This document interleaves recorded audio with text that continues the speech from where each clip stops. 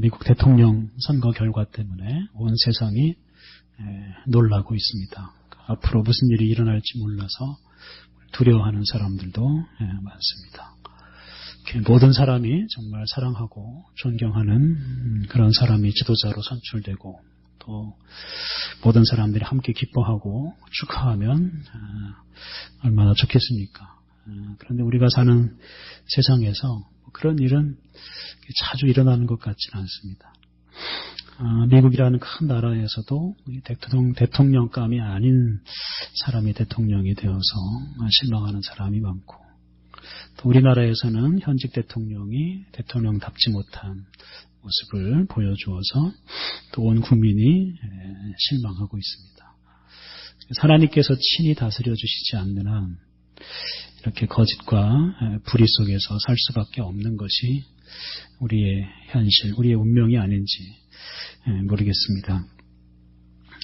우리가 사는 세상에서 정말 불의와 거짓이 끊임없이 일어나고 그런 일을 벌이는 사람이 처벌을 받기는커녕 심지어 지도자가 되는 경우도 있습니다. 그래서 이런 세상에서는 하나님 말씀을 따라서 정말 바르게 사는 것, 또 사랑하며 사는 것, 이런 일들이 참 어렵습니다. 그래서 이 신구약 성경을 보면 하나님 말씀을 따라 살다가 복을 받은 사람들도 물론 많이 있습니다만 오히려 어려움을 겪고 심지어 목숨까지도 잃은 사람들이 많습니다. 대표적인 분이 바로 예수님이십니다. 거짓과 불의가 횡행하는 세상에서 고난을 받으시고 십자가에서 죽기까지 하셨습니다. 그런데 예수님께서는 그런 고난과 죽음을 통해서 이 죄인을 향한 하나님의 사랑을 분명하게 보여주시고 또 죄인들을 용서하셨습니다. 그래서 우리는 예수님의 그 고난과 죽음 덕분에 하나님의 사랑을 경험하고 하나님의 구원의 은총을 입게 되었습니다.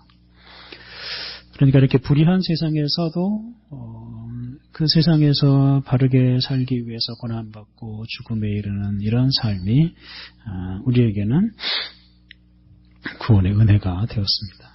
구약시대의 이 선지자들도 이런 거짓과 불의가 가득한 세상에서 하나님 말씀을 전하다가 온갖 고생을 했습니다. 그런데 그런 고생스러운 삶으로 하나님의 말씀을 전하고 하나님의 그 구원의 은총을 전했기 때문에 그들은 정말 위대한 인물로 평가를 받습니다. 구약 성경에 나오는 선지자들 중에서 그 예수님을 가장 많이 닮은 사람을 꼽으라면 바로 예레미야를 꼽습니다. 예레미야가 예수님을 가장 많이 닮은 선지자라고 평가를 합니다. 흔히 예레미야를 눈물의 선지자라고 부르지 않습니까? 그러니까 이 선지자가 된 이후에 예레미야는 정말 눈물이 마르지 않는 인생을 살아갔습니다. 오늘도 지난주에 이어서 이제 예레미야 선지자의 삶을 묵상하겠습니다. 예레미야 선지자가 선지자 초창기에는 주로 죄를 책망하고 죄 때문에 나라가 망한다, 성전이 무너진다, 이런 말씀을 선포했습니다. 그런데 그 말씀을 이제 이 말씀을 들은 사람들이 그 말씀을 받아들이고 회개하고 자기를 고치면 얼마나 좋았겠습니까만, 그렇게 회개하는 대신에 오히려 예레미야 선지자를 박해하고 죽이려고까지 했습니다. 그러니까 하나님 말씀을 듣고서도 오히려 더 큰 죄를 이렇게 저지르는 이런 사람들에게 계속해서 하나님 말씀을 전해야 되는 이 예레미야 선지자의 삶이 얼마나 힘들었겠습니까? 오늘 읽은 본문은 선지자 예레미야가 선지자로서 겪은 고난을 아주 잘 보여줍니다. 오늘 본문에서 예레미야는 선지자가 된 것을 후회하고 또 한편으로는 태어난 것 자체를 후회하고 슬퍼합니다. 앞부분에 있는 말씀은 이제 선지자가 된 것을 후회하는 말씀인데요. 7절 말씀 제가 다시 한번 읽어보겠습니다. 여호와여 주께서 나를 권유하심으로 내가 그 권유를 받았사오며 주께서 나보다 강하사 이기셨으므로 내가 조롱거리가 되니 사람마다 종일토록 나를 조롱하나이다. 이 권유하다라는 말, 이것은 이제 꿰다 이런 꿰다, 사투리로 꼬신다 이런 말입니다. 순진한 처녀를 꿰어서 유혹해서 자기 부인으로 삼거나 동침하거나 하는 이제 그런 데 사용하는 별로 좋지 않은 말입니다. 그래서 예레미야가 지금 하나님께서 아무것도 모르는 자신을 꿰어서 선지자가 되게 했다. 어렵지 않다. 그냥 얼마든지 할 수 있다. 이렇게 꿰어서 자기를 선지자로 만들었다. 이렇게 지금 원망을 하는 말씀입니다. 그리고 이어지는 말씀, 주께서 나보다 강하사 이기셨다. 이건 아예 꿰인 게 아니라 그냥 힘으로 억눌렀다. 억지로 선지자가 되게 했다. 이런 뜻입니다. 그러니까 선지자가 되고 싶은 마음은 하나도 없었는데 예레미야에게 하나님 때문에 이게 어쩔 수 없이 억지로 선지자 노릇을 하게 되었다라고 지금 한탄을 합니다. 선지자가 된 것을 한탄하는데요. 이런 한탄이 왜 나오겠습니까? 7절 마지막 절에 나온 마지막 부분에 나오는 대로 사람들이 온종일 예레미야 선지자를 조롱하기 때문에 그렇습니다. 예레미야가 이렇게 조롱을 당하는 이유가 8절에 나옵니다. 8절 내가 말할 때마다 외치며 파멸과 멸망을 선포함으로 여호와의 말씀으로 말미암아 내가 종일토록 치욕과 모욕거리가 됨이니이다. 지금 예레미야는 자기가 전한 하나님 말씀 때문에 치욕과 모욕거리가 된다. 이렇게 한탄을 합니다. 그런데 예레미야가 어떤 말씀을 전했습니까? 파멸과 멸망. 그러니까 여호야김 시대부터 본격적으로 활동한 예레미야가 주로 전파한 말씀이 이겁니다. 파멸과 멸망. 나라의 죄 때문에 나라가 망하고 성전은 파괴되어 사라진다. 이런 파멸과 멸망을 선언했습니다. 나라가 망한다. 이런 말 여러분 누가 좋아하겠습니까? 오늘날도 마찬가지 아니겠습니까? 우리나라 곧 망한다. 이런 말 하면 다들 미움받을 겁니다. 다들 예레미야를 싫어했습니다. 특히 예레미야를 싫어한 이유는 이 당시에 다른 많은 선지자들, 거짓 선지자들이죠. 거짓 선지자들은 절대로 하나님께서 예루살렘과 유다를 망하게 내버려 두시지 않는다. 이렇게 말씀을 전했습니다. 이 당시 사람들은 예루살렘 성전이 있고 또 다윗의 후손이 다스리는 이 다윗 왕조가 있기 때문에 절대로 나라가 안 망한다. 이런 확신을 가지고 살았습니다. 근데 그런 확신을 누가 주었냐면 바로 거짓 선지자들이 주었습니다. 성전과 다윗 왕조가 있는 한 우리는 안 망한다. 여러분 이 말 얼마나 사람들이 기쁘게 받아들였겠습니까? 거짓 선지자들이 준 그런 확신을 가지고 사람들이 살고 있었습니다. 그런데 사실 그 당시 나라의 실상은 바벨론이 이미 나라를 거의 지배하는 상태였고 얼마 지나지 않으면 완전히 망하는 때입니다. 그런데도 이런 거짓 확신에 사로잡혀서 살아가고 있습니다. 그래서 선지자 예레미야는 그런 거짓 확신을 무너뜨리기 위해서 수없이 반복해서 나라가 망한다라는 말씀을 선포했고 그리고 그것 때문에 예레미야는 조롱을 당하며 살았습니다. 그러니까 다들 괜찮다고 하는데 예레미야 혼자만 망한다고 하니까 예레미야 자신도 힘들었을 테고 예레미야는 이상한 사람처럼 따돌림 받고 조롱 당하면서 살았습니다. 그래서 이렇게 하나님께서 왜 나를 선지자로 만들었느냐 이렇게 하나님께 따지고 14절 15절을 보면 이제 자기가 태어난 것에 대해서 한탄합니다. 14절부터 18절까지가 이제 다 자기가 자기의 생일을 저주하는 말인데요. 14절, 15절만 읽어보겠습니다. 내 생일이 저주를 받았다면, 나의 어머니가 나를 낳던 날이 복이 없었다면, 나의 아버지에게 소식을 전하여 이르기를 당신이 등남하였다 하여 아버지를 즐겁게 하던 자가 저주를 받았다면, 지금 어머니가 나를 낳던 날, 생일이죠.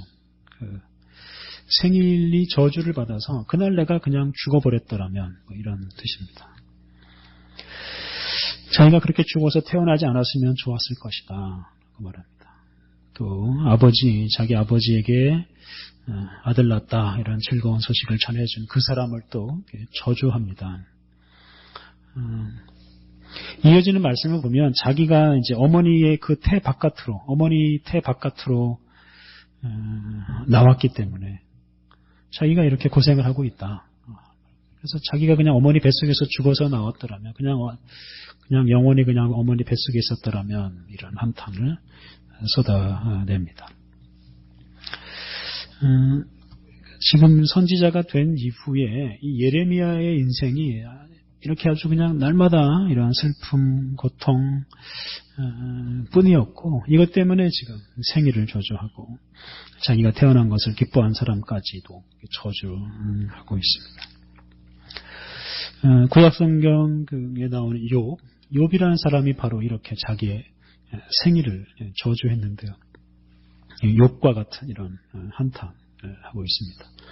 욥은 자기 자기 재산 다 망가지고 자기 가족들 다 죽고 자기 자신마저도 다 병들어서 죽게 되지 않았습니까? 그런 욥의 처지하고 예레미야의 처지하고 비슷하다고 보시면 되겠습니다.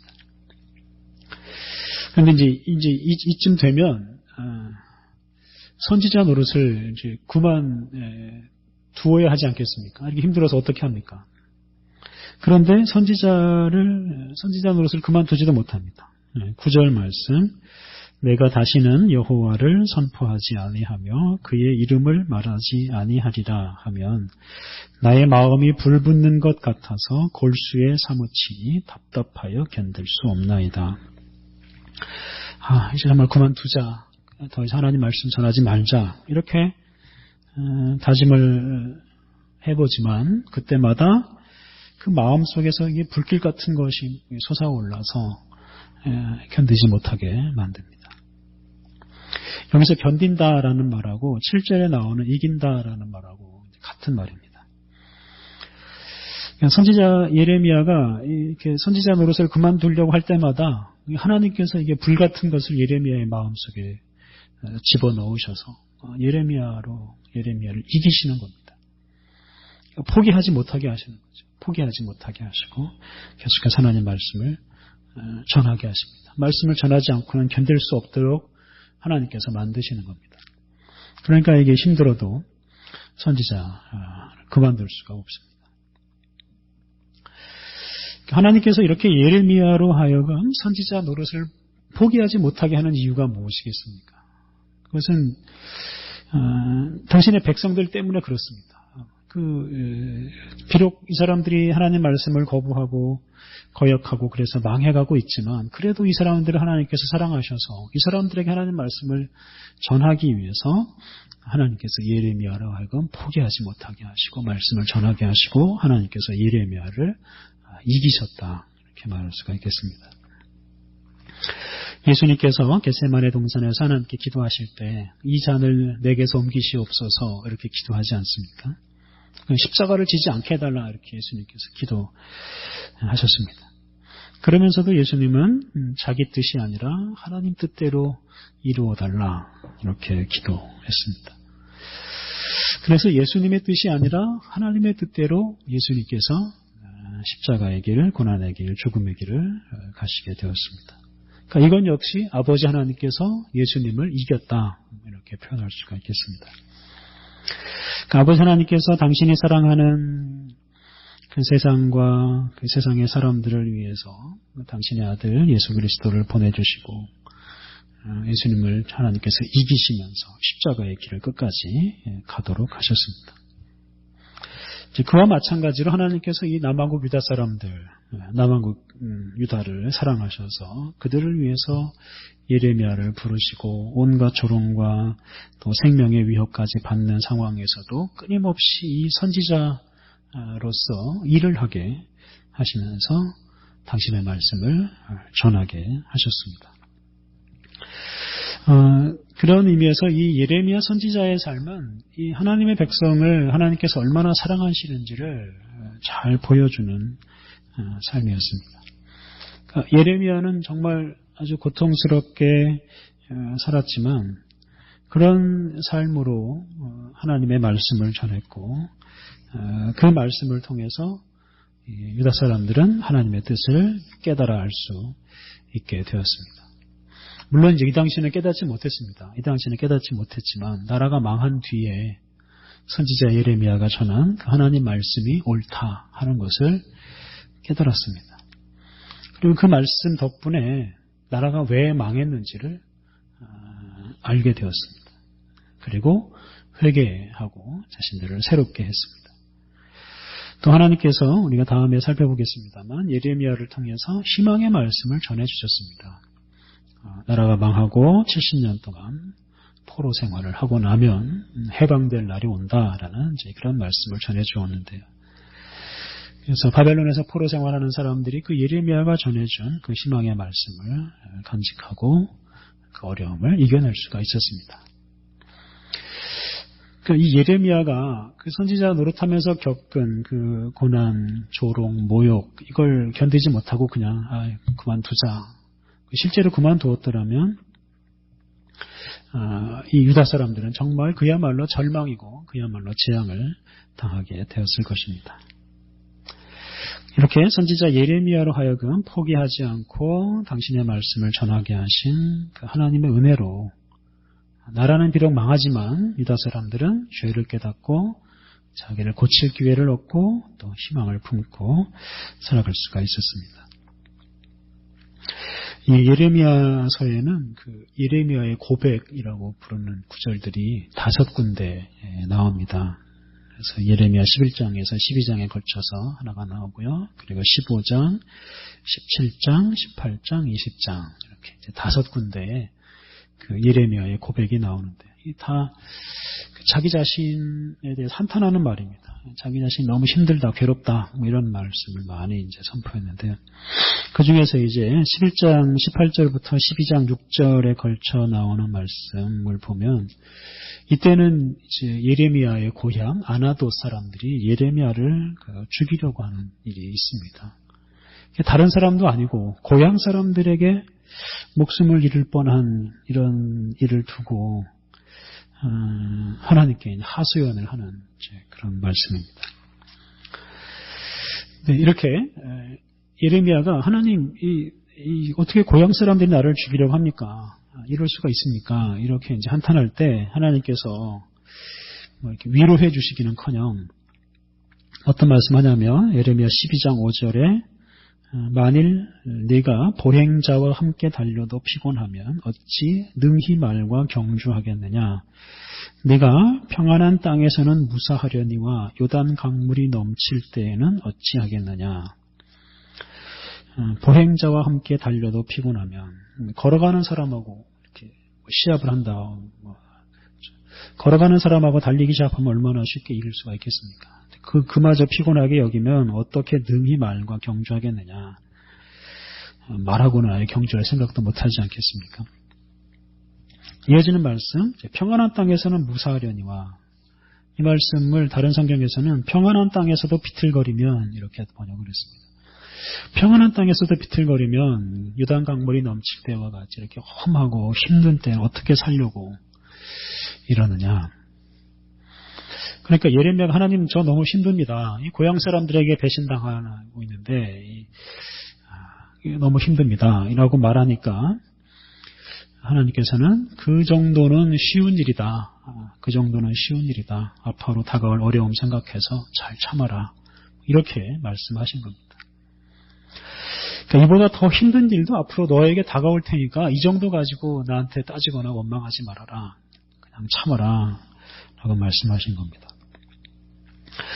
이런 하나님의 그 강권하심 덕분에 예레미야는 선지자로 일하면서 겪는 어려움들을 정말 끝까지 잘 참아냅니다. 동족들에게 사로잡혀가지고 애굽으로 끌려갈 때까지, 애굽에서 동족들과 함께 죽을 때까지 그는 선지자로서 살았습니다.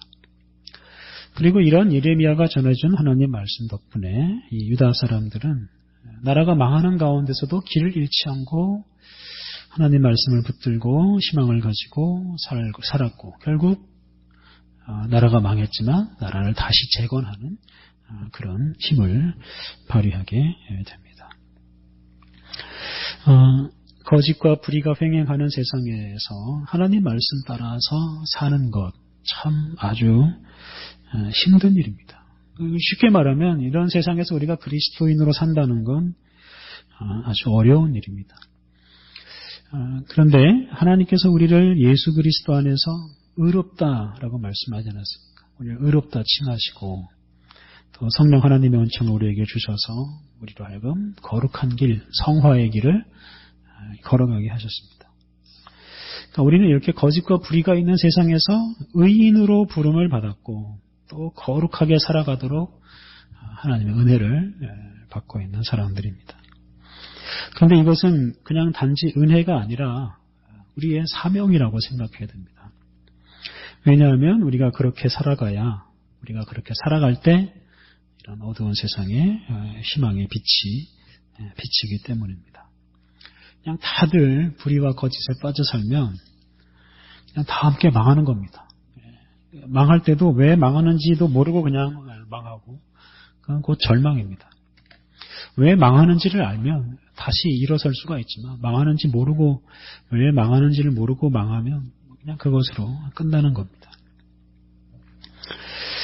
선지자 예레미야가 죄로 망해가는 그 나라에서도 유혹에 빠지지 않고 또 협박에 굴복하지도 않고 꿋꿋하게 하나님 말씀대로 살고 그 말씀대로 그 말씀을 전함으로 망해가는 나라 사람들에게 희망을 준 것처럼 오늘날 우리들도 이 거짓과 불의 때문에 점점 쇠약해져 가고 또 당장 망할 수도 있는 우리 나라, 우리 현실에서 우리가 정말 포기하지 않고 끝까지 하나님 말씀을 선포하고 드러내며 살아가야 하겠습니다. 특히 우리 교회가, 우리 한국교회가 또 온 세계교회가 예수 그리스도의 몸의 지체로서 거룩하게 살아감으로써 그 예수 그리스도, 보이지 않는 예수 그리스도를, 예수 그리스도의 몸인 우리 교회가 이 세상에 예수님을 보여줄 때 이게 바로 세상의 희망입니다. 그런데 그렇게 예수님을 보여주기 위해서는 우리도 예수님처럼 이런 고난의 길, 죽음의 길도 마다하지 않아야 하겠습니다. 세상은 험하지만 이런 현실에서 우리의 마음을 더 굳게 해서 예수님 뒤를 따라서 사랑의 길, 진리의 길을 걸어가시기를 바랍니다. 우리 함께 기도하시겠습니다.